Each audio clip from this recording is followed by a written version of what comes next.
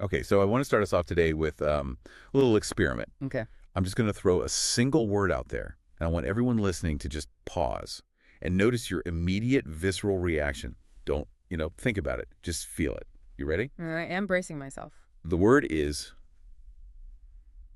mommy. Oh, okay. Yeah, I can practically hear the collective intake of breath through the headphones. Right. It is such a loaded word. I mean, for some people, that word brings up these warm, fuzzy, sentimental feelings. Sure. Uh, Baking cookies, a hug, that sort of thing. But for others, Yeah. complicated, maybe painful. Or, and I think this is really common, it just feels a little childish to even say out loud as an adult. It feels regressionary, like you're suddenly 5 years old again. Exactly. But here's the hook and the pivot for today's deep dive. We are not talking about your mother. No. And that is probably the most important disclaimer to start with. We are not talking about the woman who raised you or didn't raise you. We're not talking about a biological person at all. The source material we're digging into today takes this incredibly charged concept and completely reframes it. We're looking at mommy as a function. Specifically as psychological infrastructure. That word infrastructure, it is so vital here. It just completely shifts the focus. It really does. Because when you think of a mother, you think of a relationship. But when you think of infrastructure, what do you think of? Roads, bridges, the power grid, the invisible systems that keep a city running. You don't really notice them when they're working.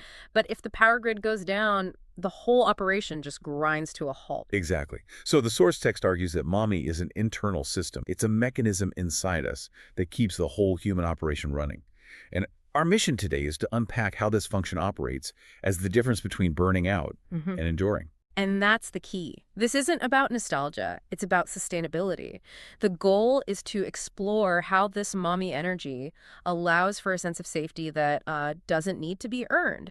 And honestly, without this infrastructure, the building just collapses. So let's get into it. Segment 1, defining the function.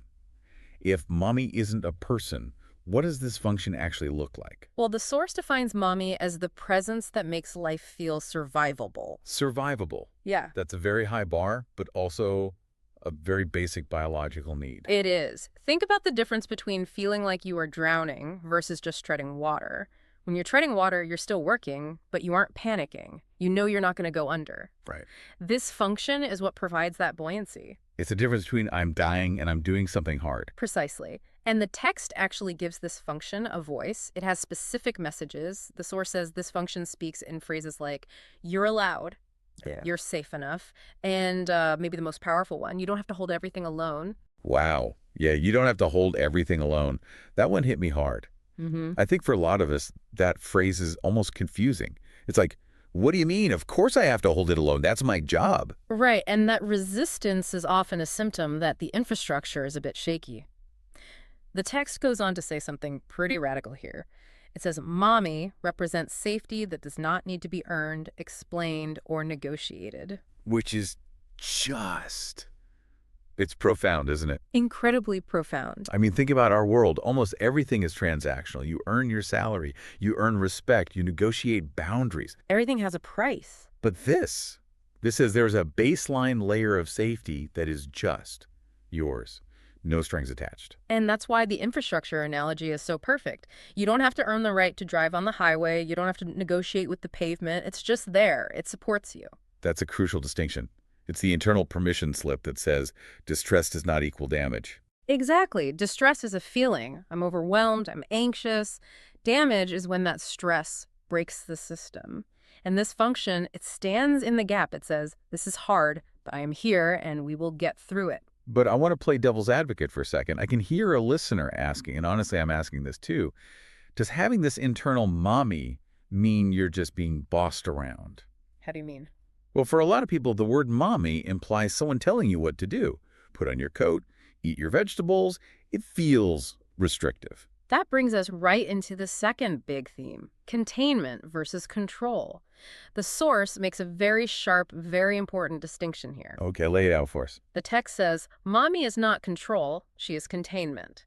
Control is described as smothering, dominating, or shaming. So that's the internal voice that says, you're an idiot for eating that, or get back to work, you're being lazy. Exactly. That is control energy. It's using fear or shame. That is not the function we are talking about. So what's containment then?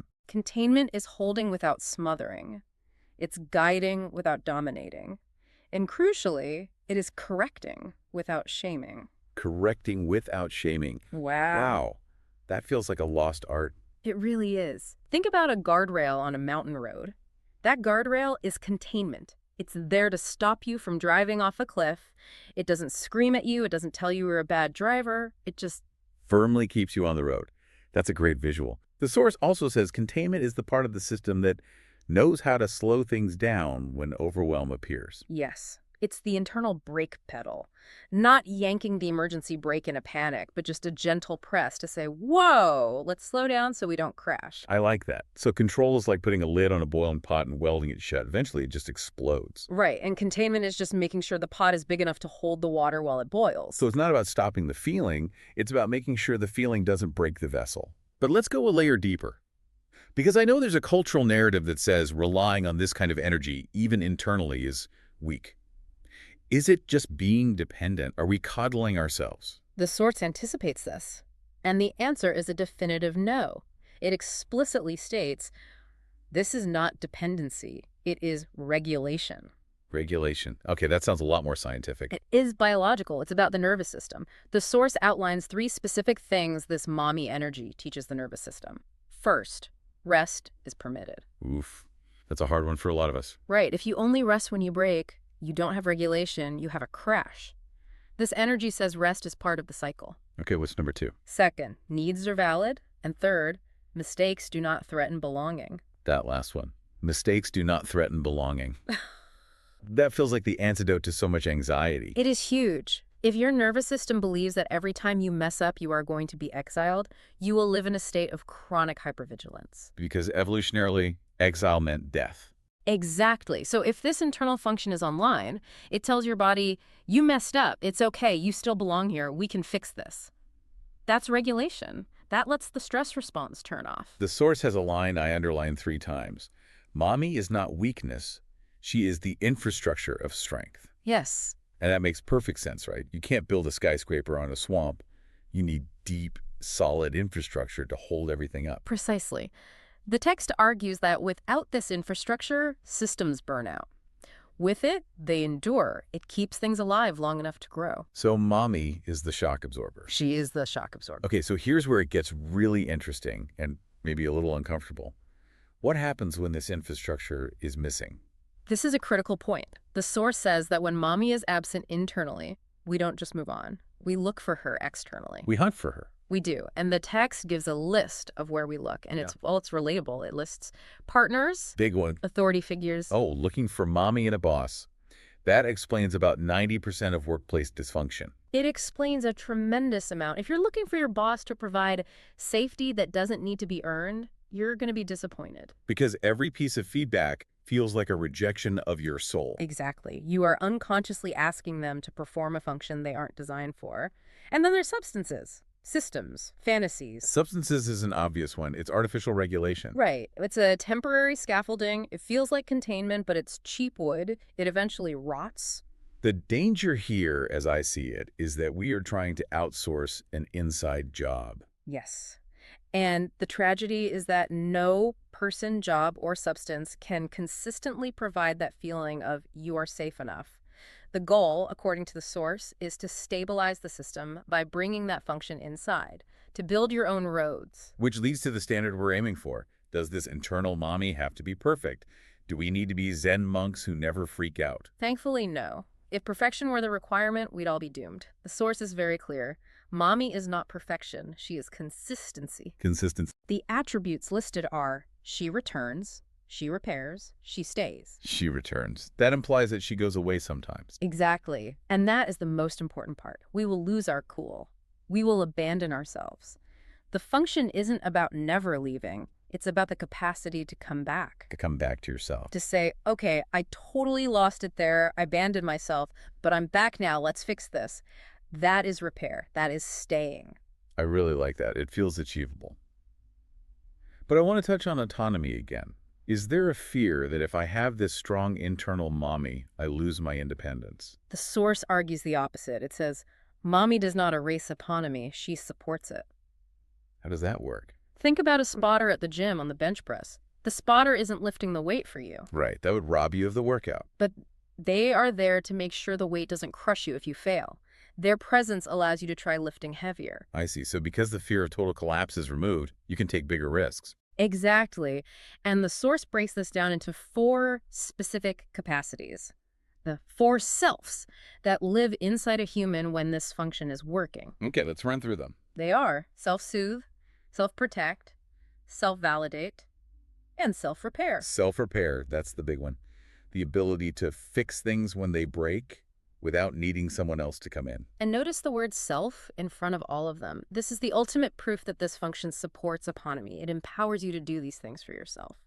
Moving on to our next segment.